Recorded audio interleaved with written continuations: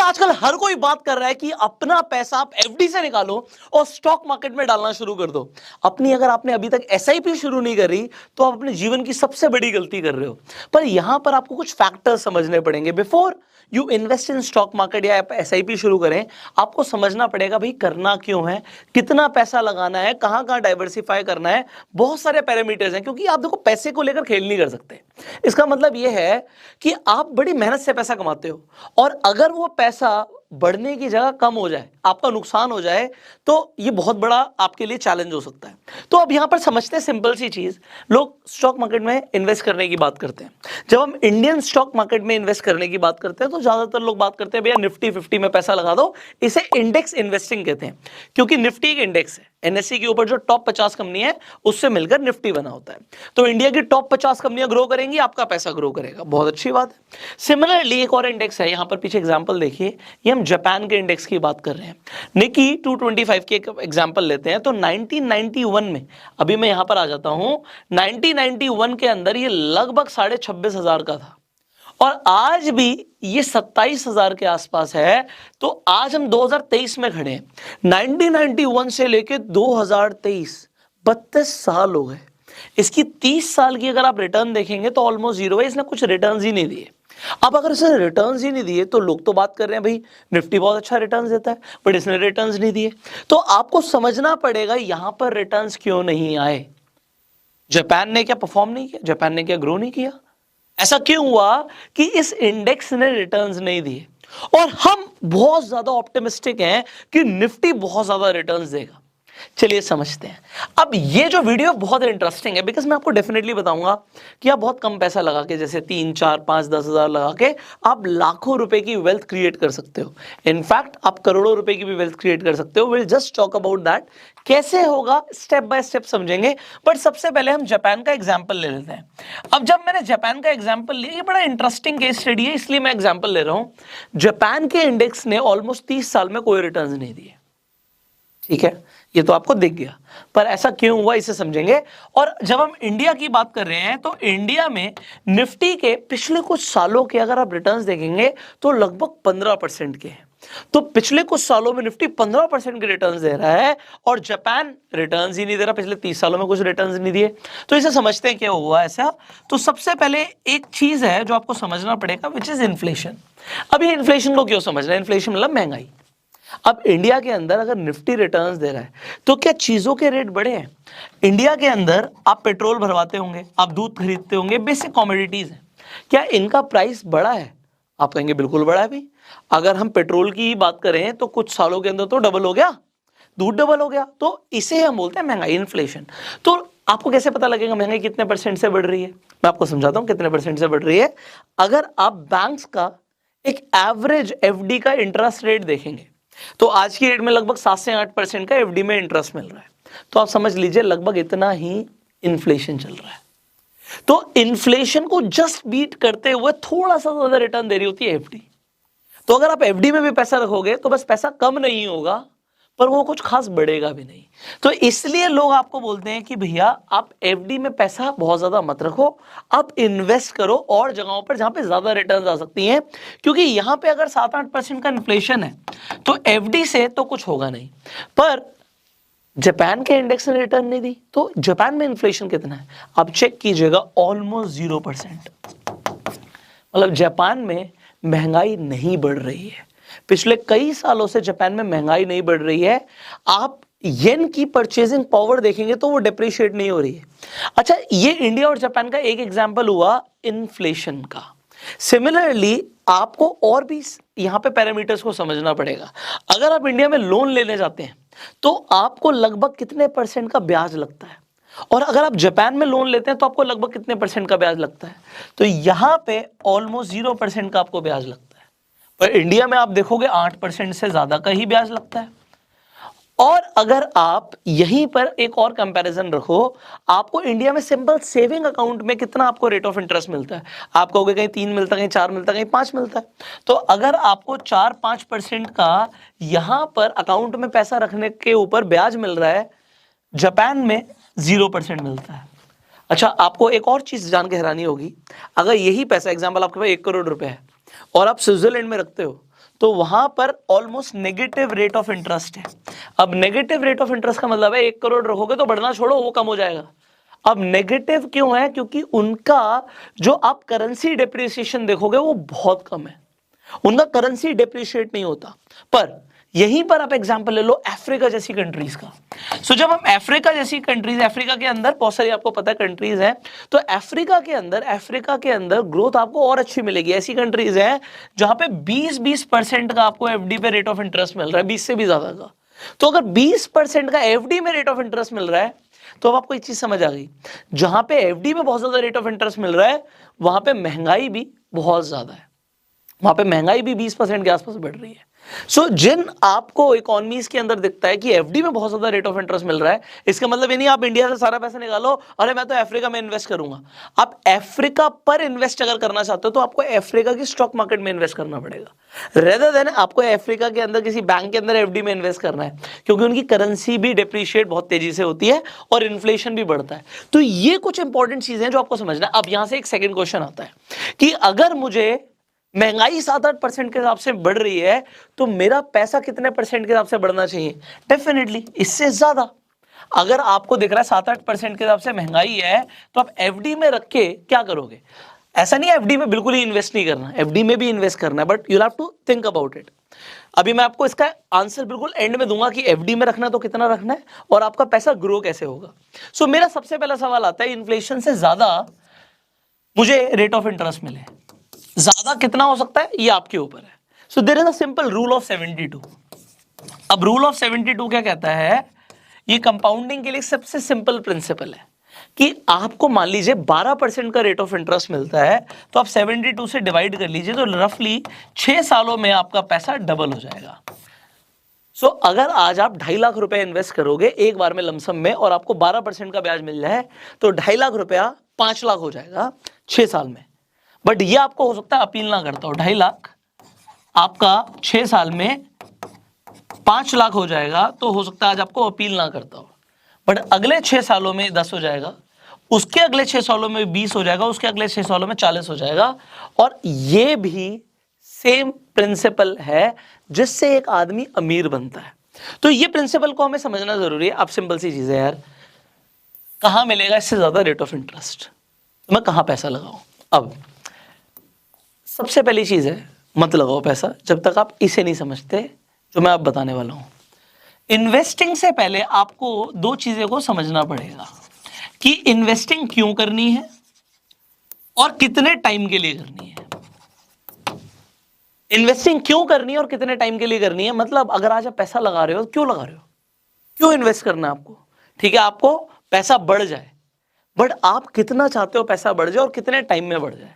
अगर आपकी कोई इमीडिएट रिक्वायरमेंट है, आपको लग रहा है नहीं भैया मुझे 6 महीने में 8 महीने में साल भर में पैसे की जरूरत पड़ेगी, तो मैं आपको वार्न करूंगा आप स्टॉक मार्केट से दूर रहो, आप स्टॉक्स में पैसा बिल्कुल मत लगाना, क्योंकि साल भर के अंदर मार्केट करेक्ट भी हो सकती है, बढ़ भी सकती है, घट भी सकती है। तो यहां पे एक हाई रिस्क रहता है। हो सकता है आपको जरूरत थी पैसों की, आपने 10 लाख रुपए डाल दिया और 1 साल के अंदर मार्केट ने अच्छे रिटर्न्स ही नहीं दिए, हो सकता है करेक्शन आ गया।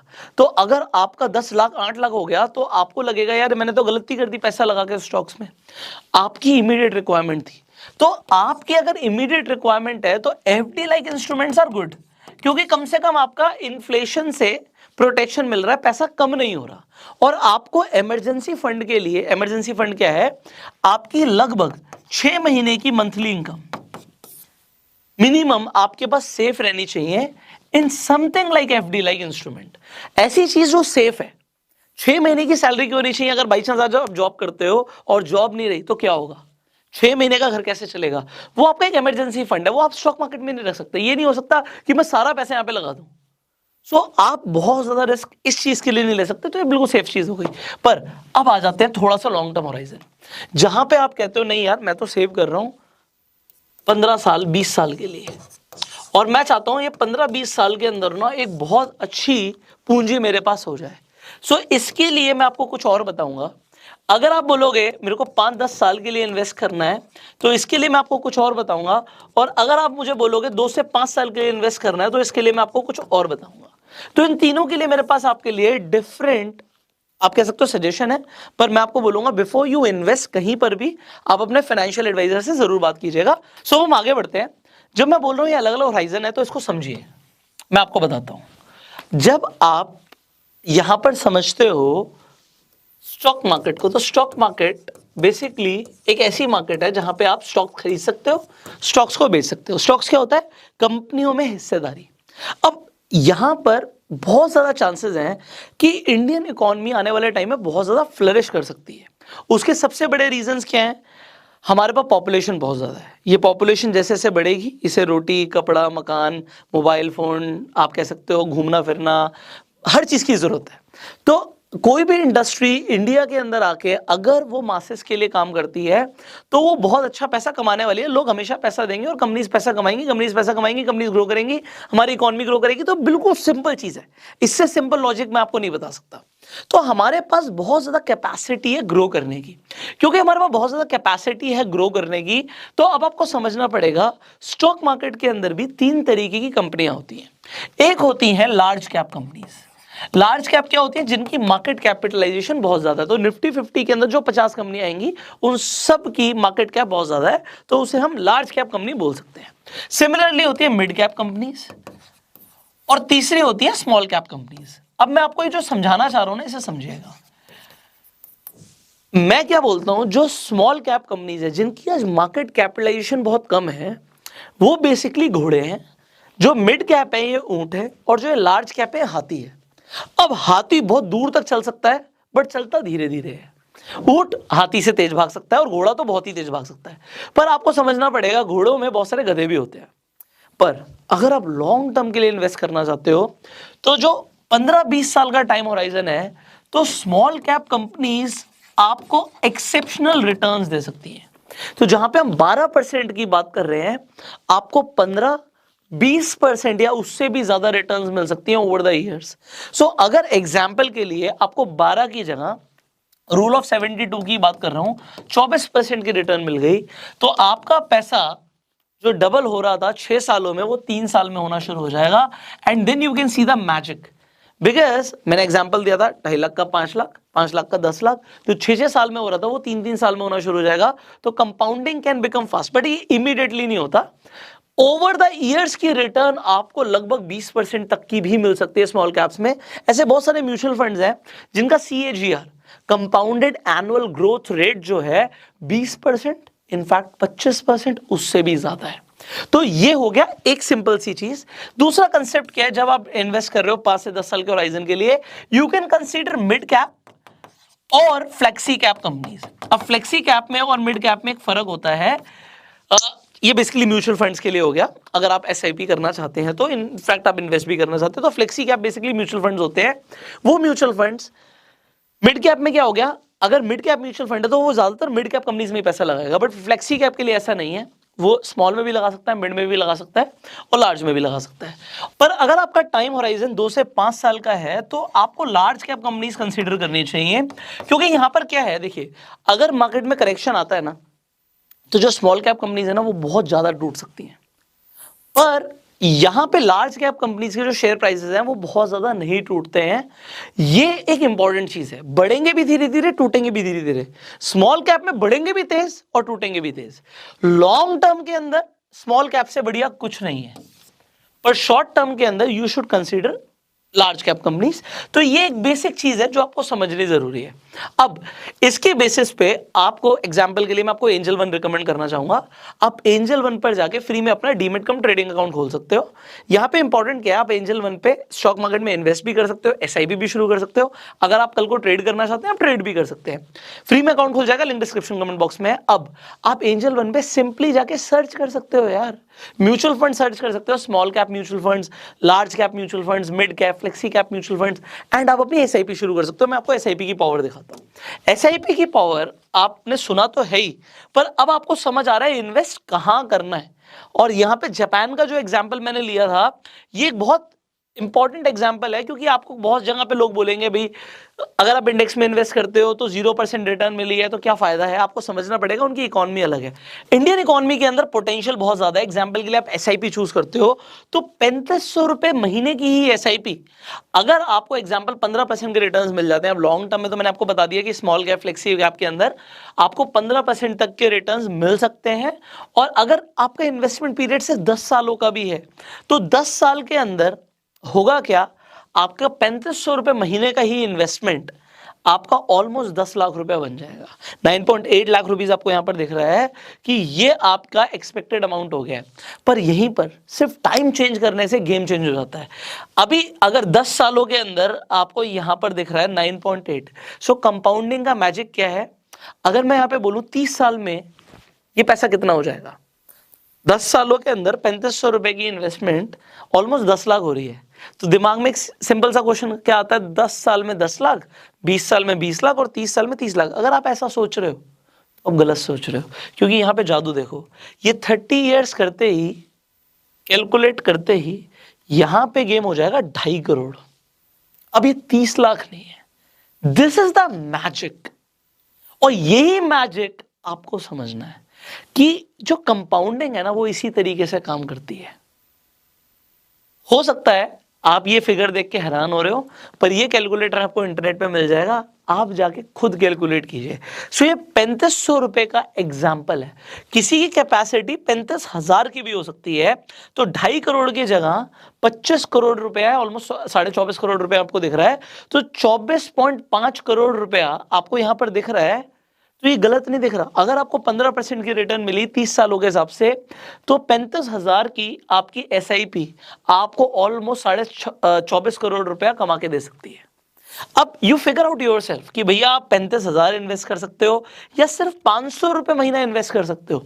500 रुपया महीना भी 35 लाख रुपया बनता है। आज 500 रुपया कब खर्च हो जाता है हमें नहीं पता लगता, पर अगर एक अच्छी आदत डाली जाए और इन्वेस्टमेंट शुरू की जाए तो आप अपने आने वाली जनरेशंस के लिए बहुत कुछ कर सकते हो। अब डेफिनेटली 30 साल एक बड़ा होराइजन है, पर आप अपने गोल्स के हिसाब से सोचिए किसके लिए इन्वेस्ट करना है। अपने लिए करना है, तब भी ये 30 साल की जगह ये ईयर 5 साल भी हो सकते हैं, 10 साल भी हो सकते हैं, आपके गोल्स के अकॉर्डिंग। पर आपका पैसा बढ़ेगा अगर आप इन्वेस्ट करोगे, क्योंकि अगर आपने इन्वेस्टमेंट नहीं किया तो अभी आपने रूल ऑफ 72 को समझा कि रूल ऑफ 72 कहता है, अभी मैं रूल ऑफ 72 दोबारा समझा रहा हूं। रूल ऑफ 72 कहता है कि अगर आपको 12% के हिसाब से इंटरेस्ट मिल रहा था तो 6 साल में पैसा डबल हो रहा था। ठीक है ना, हमने भी समझा था।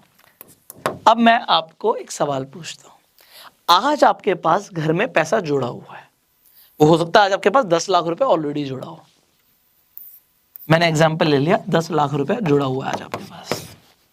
मुझे आप बस इतना बताइए कि अगर ब्याज नहीं मिला, पैसा जुड़ा हुआ है और महंगाई बढ़ती रही, हम वर्स्ट केस सिनेरियो ले लेते हैं कि 7% के हिसाब से इन्फ्लेशन बढ़ता रहा, तो अगले 10 सालों में 10 इयर्स के अंदर ये आपका 10 लाख रुपया कितना रह जाएगा।